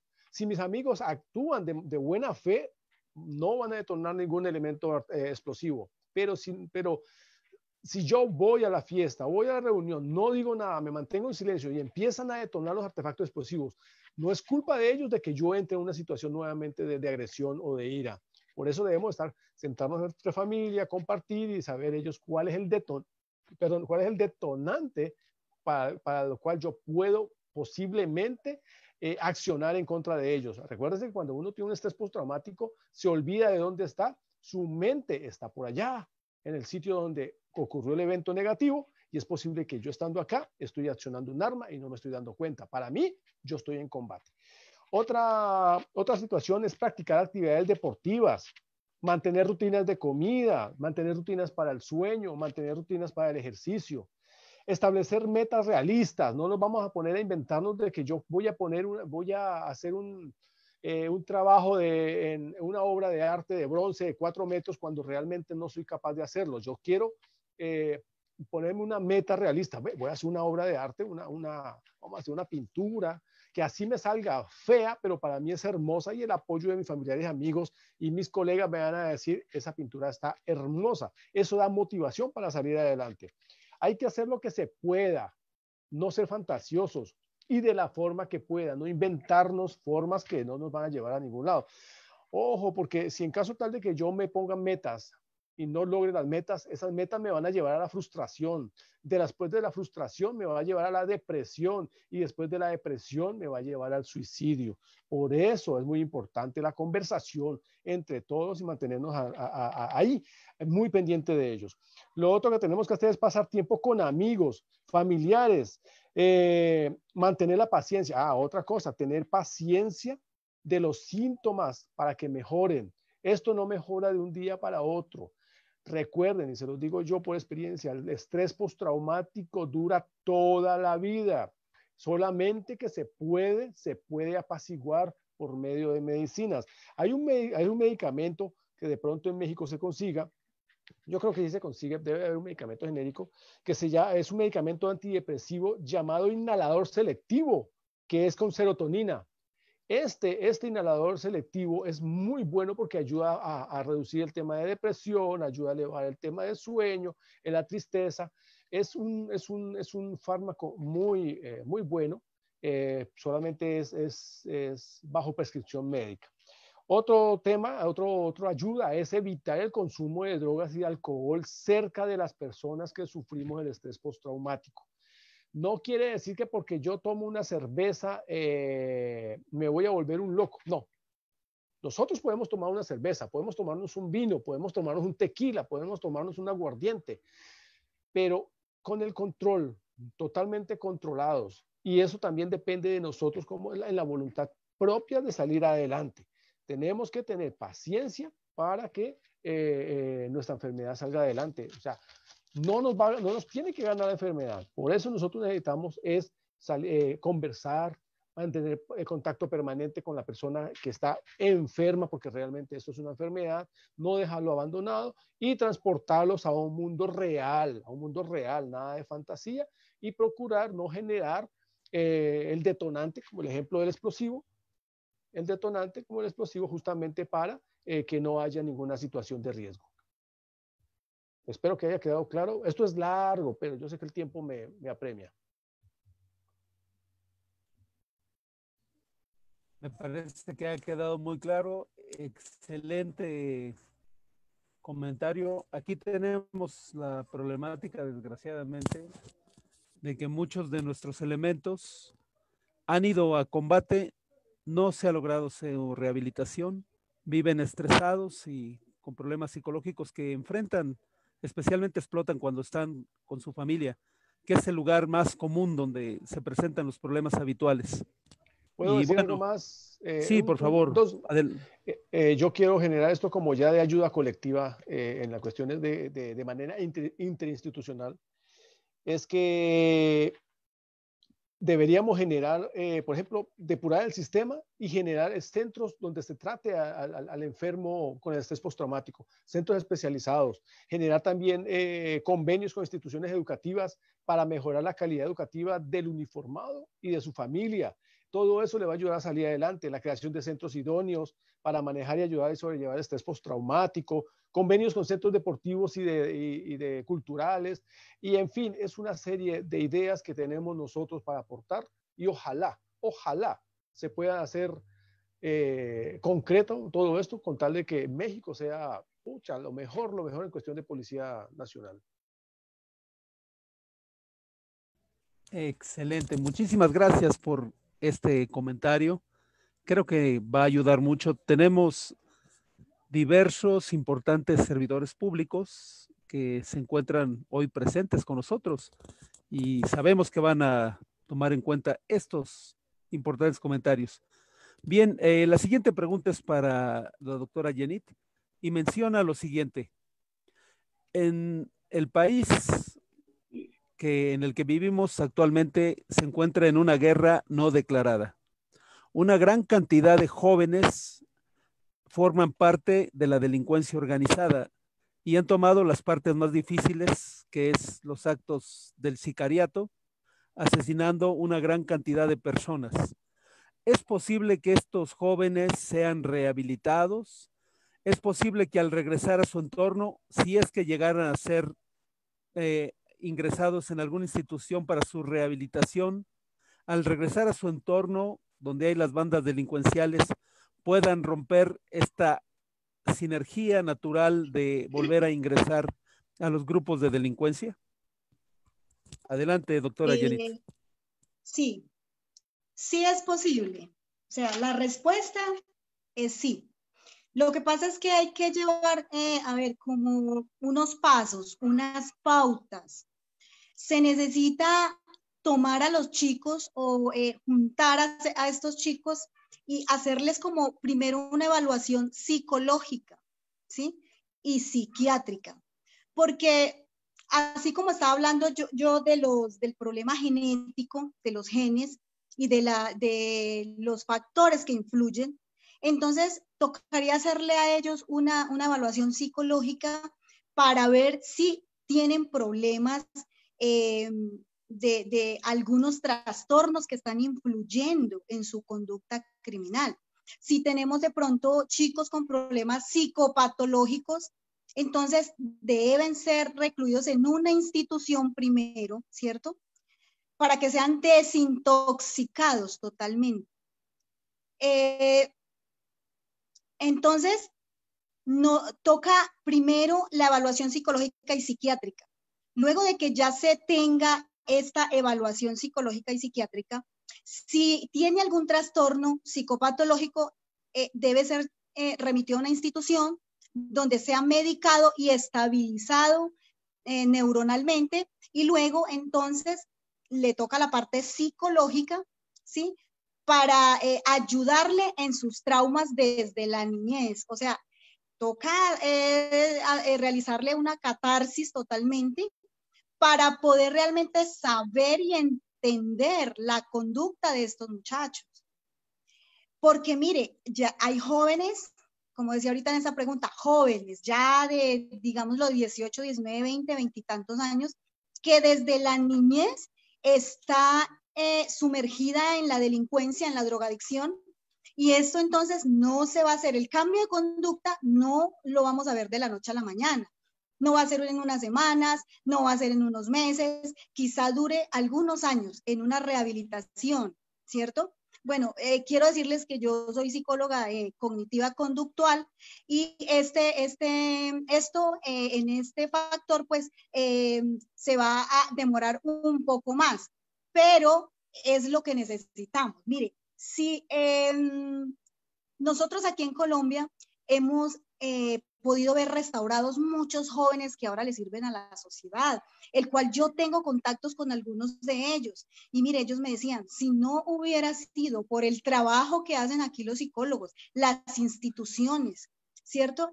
Mire, todo esto, ¿quién sabe dónde estaría? Me decía un joven con el que yo hablaba. Yo ya estaría muerto. El chico trabaja en una excelente empresa y es un muy buen trabajador. Cuando un adolescente aquí comete un delito, aquí se lleva a unas instituciones, a un programa del ICBF que se llama CAE. Son centros de atención especializados para chicos infractores de la ley entre 12 y 18 años, ¿sí? Para que paguen su delito allá, pero aún así tiene beneficios, porque aquí la ley es más restaurativa para estos jóvenes. El ICBF es el que se encarga de todos los derechos de los niños y los adolescentes, entonces obviamente pues no van a ir a un centro penitenciario o carcelario como tal, sino que están en estas instituciones donde los chicos pueden estudiar, pueden aprender, el SENA va hasta allá, les da la modalidad que ellos quieran aprender, de ahí salen, hacen su práctica, están en terapia psicológica, los que necesitan ser medicados por el psiquiatra está allá, aún la nutricionista. Entonces, mire que es un trabajo arduo, pero sí se puede, y no importa el tiempo que el joven o el niño o bueno, el adolescente lleve en estas cosas delincuenciales, sino que la importancia es que todos nos apoyemos. Como lo decía anteriormente, primero la familia, necesitamos educar las familias. En el conversatorio anterior veía yo un comentario y decía, soy docente de una institución educativa y cuando le encontré una navaja, un cuchillo a un estudiante, llamé a sus padres y ellos se enojaron. Entonces, así no podemos trabajar, así un chico nunca se va a poder regenerar de esta situación. Entonces, en conjunto con la familia, la sociedad y el gobierno, sí se puede. Bueno, espero haya quedado claro. Excelente, excelente, doctora Jenny. Creo que quedó muy claro. Y asimismo, hay otras docenas de preguntas que he tratado de resumir y básicamente mencionan lo siguiente. Doctora Jenit, en México nos damos cuenta de que desafortunadamente los padres abandonan a sus hijos a su suerte. En un determinado momento los sacan a la calle mientras los padres trabajan y estos se crían en la calle con delincuentes. Cuando hacen algún delito estos jóvenes, solamente pasan 5 años en las instituciones que buscan su rehabilitación. Sin embargo, los padres no tienen ninguna responsabilidad. De alguna forma han tenido un divorcio emocional con ellos y no tiene ninguna responsabilidad. Queremos preguntarle si en Colombia los padres de estos jóvenes que hacen actos delincuenciales tienen alguna responsabilidad penal o civil. Esa es la pregunta, doctora Yenit. Por favor, adelante. Sí, claro. Mire, los padres que tienen esa actitud o conducta con sus hijos y que no les interesa realmente la estabilidad de sus hijos, ni educativos, ni emocionales, ni nada de esto, y cuando los chicos son infractores, ellos, si el delito no es tan grave, como por decir un homicidio, la justicia restaurativa penal del adolescente los hace pagar a los padres con servicio social, servicio a la comunidad. Si el chico no está recluido en ningún instituto, entonces el chico con sus padres también debe pagar con servicio social aquí en Colombia y debe presentarse a la unidad restaurativa de infancia y adolescencia con su hijo y debe firmar como un decreto de que se va a responsabilizar desde ahora en adelante de su hijo o de su hija. Si no cumple, el Instituto de Bienestar Familiar, que es el que aboga por los niños y adolescentes, toma a estos chicos y se los lleva a las instituciones del ICBF y allá se quedan los muchachos recibiendo rehabilitación si el chico es drogadicto y con los problemas delincuenciales que tiene, está recibiendo rehabilitación total, ¿sí? Depende del comportamiento de sus padres durante el tiempo que el chico esté allá en la institución de bienestar familiar. A ellos le hacen un seguimiento, por parte del ICBF les hace un seguimiento a los padres. ¿Cuál es la conducta que están llevando? ¿Sí? Si realmente esta conducta no ha cambiado en nada positivo para su hijo, estos chicos no se les van a entregar. Y si se les entregan a alguna familia, ¿sí? Para que sea el tutor de ellos, pero también van a darles un seguimiento. Aquí, la verdad, los muchachos tienen posibilidad de ser rehabilitados con sus padres. Entonces, se les hace un seguimiento a los padres y si no responden, pues entonces se quitan los chicos y se llevan al bienestar familiar. Los que están, hay niños, yo he conocido muchos niños que son abandonados por sus padres y le hacen todo el procedimiento, los padres pagan con servicio social y todo, aún con los niños. Y cuando los niños son llevados al Instituto de Bienestar Familiar, son totalmente rehabilitados y los padres hacen caso omiso de su conducta para cambiar. Los niños son entregados a un instituto para que sean, para que se den en adopción, ¿sí? Depende de la edad del chico. Entonces, aquí la verdad es muy difícil que los padres hagan caso omiso a lo que la Policía de Infancia y Adolescencia diga sobre ellos, o que el bienestar familiar que se les pase por encima. No, aquí es muy difícil. Entonces, el miedo de sus padres, de muchos padres por perder sus hijos, entonces tratan de cambiar, buscan ayuda psicológica que también les ofrece el bienestar familiar, del psicoorientador, del psiquiatra. Entonces, aquí se hace de esa manera. No sé si en México lo hagan, pero si no lo hacen, pues qué bueno sería poder que esto pasara allá también. Sería de gran ayuda tanto para las familias como para los chicos. Muchísimas gracias por su interesante respuesta, doctora Yenit. La siguiente pregunta es para el Máster Lenin. Comandante Lenin, ¿considera usted adecuado que los militares tomen funciones policiales y que desplacen a las fuerzas civiles que han hecho estas funciones? Adelante, Máster Lenin. Bien, gracias. Miren, esa pregunta es muy interesante. Es una pregunta bastante interesante. que se desplacen los policías y que la parte militar, digamos, el organismo militar tome la función policial? A ver, miren, se ha estado en algunos países con esa intención. No exactamente, el tema no es de desplazar la fuerza pública. El tema no es de acabar con la fuerza pública. El tema no es de extinguir, de erradicar la fuerza pública. El tema es de... no es que si nos quedó mal la comida, entonces hay que botarla, no hay que arreglarla. El tema es de reorganizar. El tema, y eso ya lo habíamos hablado la vez pasada, una pregunta similar, y es que ¿qué se tiene que hacer para volver o más bien para formar una buena policía?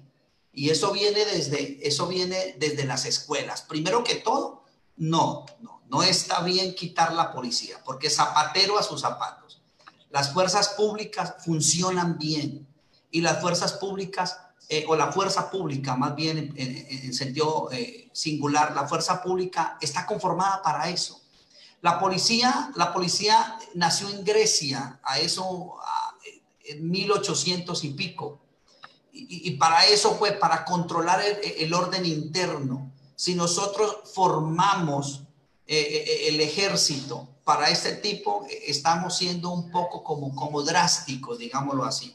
Porque realmente el ejército tiene un adoctrinamiento distinto. Es que podríamos adoctrinarlo para que se enfoque en la fuerza pública. No, realmente necesitamos personas que no tengan ese coraje de combate, que no tengan ese coraje de guerra, sino que tengan una, como les decía, y quiero reiterarles, que tengan un adoctrinamiento, pero un adoctrinamiento más sensible, un adoctrinamiento más ético, un adoctrinamiento más profesional.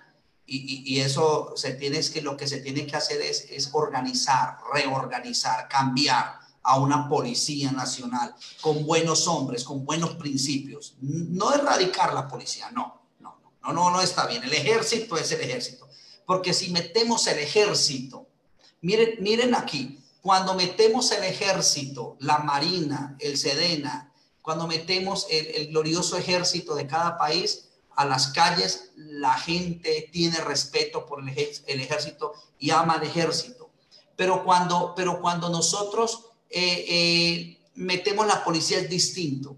Si metemos el ejército en las calles, puede que de pronto el ejército ya venga de pronto a tener choque con la población y se pierda ese respeto. Y ya no se vea el ejército como siempre se ha visto, con ese, digamos, con ese emblema de nuestro escudo. Entonces, no está bien erradicar la policía.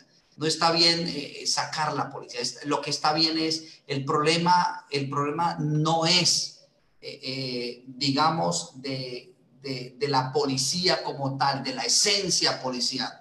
El problema radica es en el reclutamiento, radica es en la incorporación. Hay que volver a formar una nueva policía, pero no el ejército. No sé si de pronto me entendieron hasta ahí.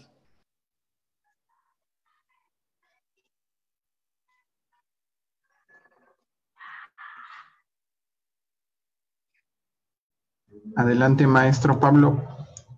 Parece que tenemos un pequeño problema con el maestro Pablo Camacho. Puede ser por el tipo de clima que estamos teniendo el día de hoy. Sin embargo, qué importante y qué interesante conversatorio tan dinámico con este tema tan interesante al compartir su experiencia, Master Lenin, Capitán Héctor, pero sobre todo doctora Yenit, en una situación tan importante como lo es una intervención policial y las experiencias similares que comparten como naciones México y Colombia, naciones hermanas, naciones que juntas buscamos desarrollar un objetivo en común que es la seguridad pública para todos los ciudadanos de ambas naciones. Pues no me resta más que agradecerles a todos nuestros espectadores que están siguiendo el día de hoy nuestro conversatorio e invitarlos antes de que terminemos el mismo a dos eventos importantes que nuestros amigos de Colombia nos están haciendo partícipes. Permítanme un momento, por favor.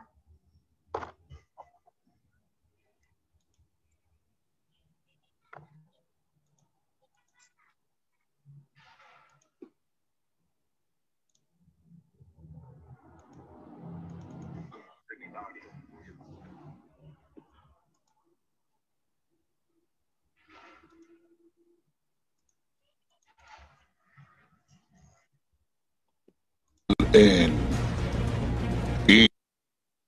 ISPI, ISPI, Instructor de Seguridad y Protección Integral, en plataformas online para llegar a todos los países. El sábado 3 de octubre no tienes que venir, solo conéctate en vivo con nosotros desde tu nación. Certifícate y aprende. Adoctrinamiento técnico en seguridad y protección integral para instructores en el campo. Doctrina de mando. Manejo del escenario. Comunicación asertiva y manejo de emociones con personal en el campo. Técnicas de enseñanza, andragogía. Fortalezas del instructor. Ciclos del disparo. Cross training. Y muchos temas más para formarte como un buen instructor en seguridad y protección integral. Maestros. Doctor Pablo Camacho, del Centro de Estudios de Posgrados de México. Doctora Jenny Lucía Sánchez, del Centro NIS Psicología Conductual. Capitán Héctor Herrera, Grupo Multidisciplinario y Multinacional OTAR. Sargento e Instructor Táctico José Río, SWAF, Paraguay. CEO Raymond Kennedy Ortiz, de Trident International. Y el Máster Lenin Sánchez, de la Organización Internacional TCU Latinoamérica. Certifican CAEPS, Centro de Altos Estudios en Seguridad Privada del Perú, y la Secretaría de Educación de la República de Colombia a través del Instituto Técnico Integral del Cauca, con el auspicio del Centro de Estudios de Posgrados de México y el Centro de Estudio Ocupacional de nuestra amada Colombia. ¿Qué estás esperando? Quítate la corbata y aprende a instruir civiles, militares y policías.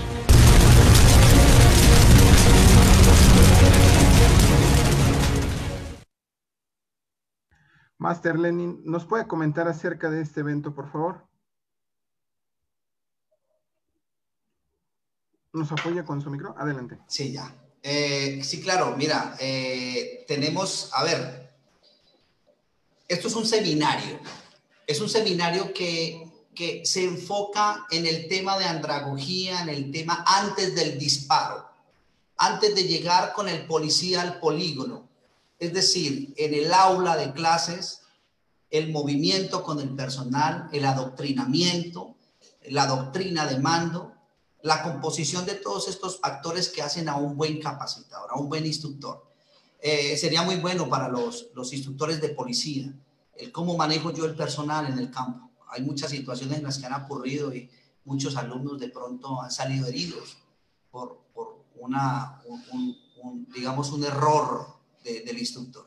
Esto se trata de una buena capacitación que va a estar certificada por el Centro de Estudios también del Ministerio de la Secretaría de Educación Colombiana, y va a estar lógicamente acreditada y certificada por el Centro de Altos Estudios de Perú, con instructores SUCAMEC, Superintendencia de Armas, Municiones y Explosivos, en donde van a haber una participación pues de mis compañeros ponentes, que cada uno tiene su tema. Y bueno, los invito, esto es el 3 de octubre, desde las 7 de la mañana hasta las 1:30 del mediodía, donde van a haber diferentes ponentes y unos buenos temas. Invitados todos para que salgan certificados como instructores de seguridad y protección integral. Todos invitados.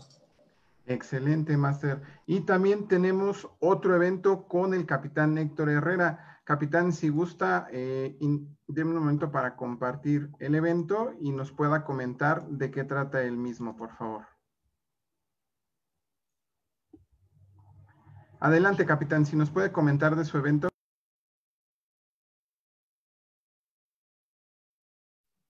Perfecto. ¿Me escuchan bien? Bueno, este es una conferencia que se va a hacer de manera online, que se llama Control de Estrés y Pánico en el Frente de Combate.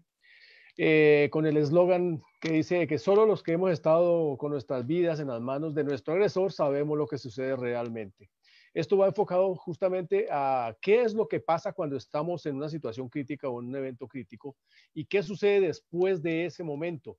Todos los factores, los tipos de estrés que se van a vivir o que vivimos o que hemos vivido, y justamente la idea es compartir un poco más de ese tema que poco o nada se sabe, que es el tema del estrés postraumático. Es una conferencia de 2 horas. También está avalada justamente por el Centro de Estudios de Posgrados de México, que bien hacen en apoyarnos a nosotros para compartir el conocimiento que estamos dando. Y se va a hacer el 19 de septiembre a las 14 horas de Montreal. Me imagino que en México serán 12 horas, creo, si no estoy mal. Mediodía, exactamente, si no me falla la memoria. Exactamente, entonces se va a hacer. Es un tema muy bueno realmente. Los que lo han visto, del primero a la última diapositiva, salen muy satisfechos. Realmente es un complemento muy bueno que justamente la idea es que esto sería dirigido muy bien también a los altos mandos y al propio elemento operativo que está en la calle para que sepa qué hacer en caso de que algún momento le suceda, o a su compañero y sepa cómo trataron el evento. Excelente, capitán. Pues en esta tarde lluviosa no me queda más que agradecer la participación de la doctora Jenny, del Máster Lenin, del capitán Héctor Herrera en este importante conversatorio de intervenciones policiales.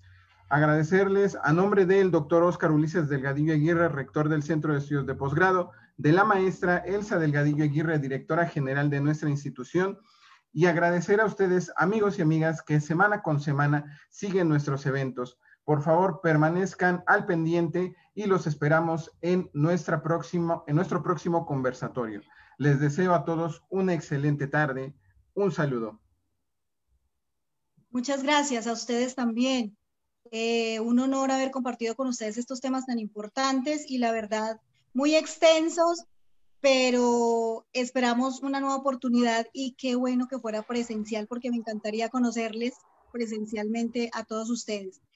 Un abrazo para todos los que estuvieron pendientes de este evento. Muchas gracias. A usted, ingeniero, al doctor Pablo, a la doctora Elsa y a todos los que estuvieron pendientes de cada uno de nosotros. Muchas gracias y que Dios los bendiga. Al contrario, bien, que tengan todos buena tarde. Gracias, igualmente agradezco a la doctora Elsa, al doctor Óscar Delgadillo, agradezco al equipo de trabajo, al ingeniero, muchas gracias de verdad porque usted es el máster ahí del sonido, del tema, muchas gracias por ese apoyo. Doctor Camacho, no sé si estará por ahí en línea, pero si no está, me la da por favor. Gracias, doctor Camacho, de verdad muy amable, muy contento por su participación también, por ese carisma y esa vocación que usted tiene para realmente dirigir esos temas tan importantes que yo sé que van a ser de mucha ayuda para algunos que escucharon. De verdad, Dios los bendiga, mi equipo de trabajo. Doctora Jenny, muchas gracias por ese apoyo, esa colaboración. Capitán Héctor, de verdad, muy, pero demasiado orgulloso me siento de ser partícipe con usted en estos eventos y a todo el equipo. A las personas que escucharon, a las personas que llegaron, al doctor Jacobo, Raúl, a Seb Online, Alejandro, bueno, en fin, a todos. Dios los bendiga y hasta pronto, como decimos los marinos, buen viento, buen... Muchas gracias a ustedes también, gracias por la participación, por la invitación, la verdad que me siento muy halagado de haber sido tomado en cuenta para este evento y como dice la doctora Jenny, esperamos nomás estar allá con los pies en México para poder darle forma a lo que hemos planteado acá, porque una cosa es decirlo y otra cosa es hacerlo, así que vamos para adelante. Muchas gracias y como decimos nosotros, comando siempre y ante la muerte no retrocederemos nunca más. Claro que sí. Muchísimas gracias.